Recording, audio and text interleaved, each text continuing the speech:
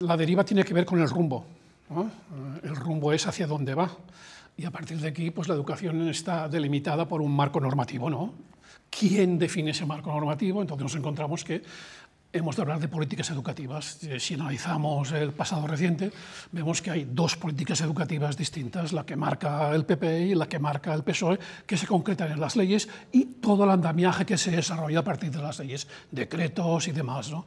Aquí es donde vemos, a mi entender, una diferencia en un marco basado en el conocimiento per se, en el rigor del conocimiento, en el nivel de conocimientos que adquiere una persona, en la clasificación del alumnado en base a los resultados académicos que obtiene en esos conocimientos y, por tanto, los itinerarios pedagógicos. Ese sería el modelo que subyace detrás de la LOCE y detrás de la LOMCE, leyes del PP.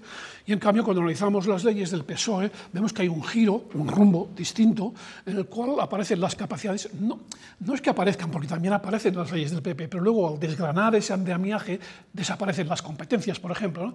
En cambio, en el PSOE, pues hay primero las capacidades, luego las competencias y en el fondo el entender que más que desarrollar conocimiento por sí, no es que no sea importante, pero lo que hay que desarrollar a través del conocimiento son las capacidades de las personas. Y de ahí surge la personalización, surge la inclusión en el sistema obligatorio, surge la necesidad de una evaluación formativa y formadora que acompañe, no que solo discrimine a partir de resultados, ¿no? Y ahí es donde vemos esos dos marcos que son las dos derivas en el sentido de que cuando cambia el partido de gobierno, la ley cambia y nos hace ir hacia un lado, cuando va hacia el otro lado, la ley cambia y nos hace ir hacia el otro. Bueno, yo diría que lo que se puede entender por deriva pedagógica, en cierto modo tiene que ver con lo que en términos marxistas aproximadamente se entiende como superestructura, es decir, las corrientes, ¿no?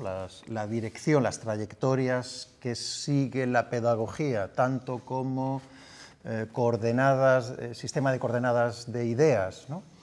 Como implantada realmente en facultades de educación, en los centros escolares a partir de las leyes educativas, eso responde a unas condiciones materiales. Y a lo largo de la historia, yo creo que es evidente que han respondido a las necesidades materiales de los estados en sus distintas fases, ¿no? Estados en reconstrucción pues, apostaban, ¿no? O propiciaban un tipo de escolarización que dependía además también de las condiciones demográficas en cada caso.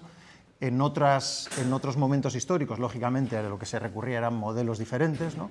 En el caso español, yo creo que es cierto lo que dice Ramón, pero me parece que hay una cierta asimetría, ¿no? Y que digamos, el pensamiento pedagógico más o menos predominante o hegemónico es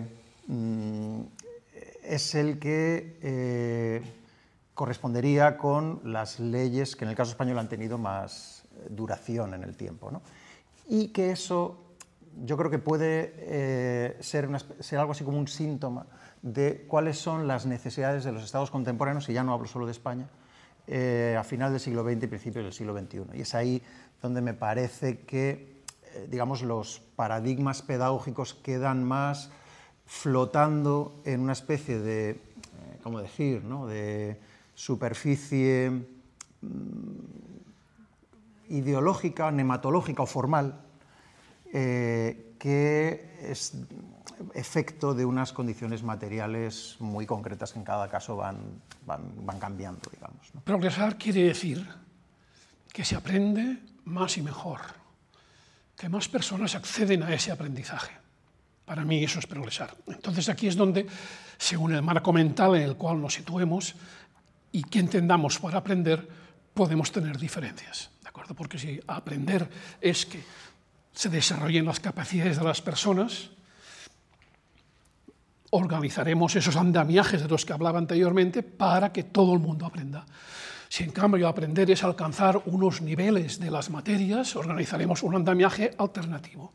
Entonces ahí está que creo que estaríamos de acuerdo en que la mayor parte de la población aprenda el máximo que pueda, es lo que significa progresar, pero al dar significado desde un marco mental distinto es donde aparecen las diferencias.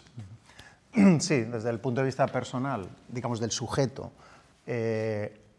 progresar no es aprender mucho, porque saber mucho es ya saber que apenas se sabe nada, ¿no? Siguiendo el principio socrático por antonomasia. Entonces, claro, pretender saber mucho es no saber nada.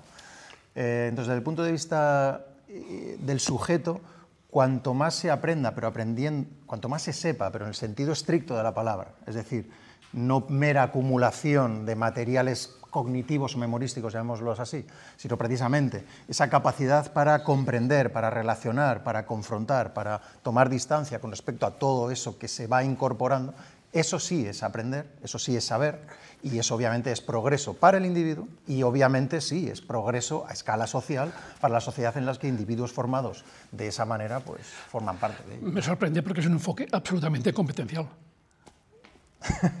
Esto ha sido para provocarme. No, un aprendizaje que sirve para, ¿no?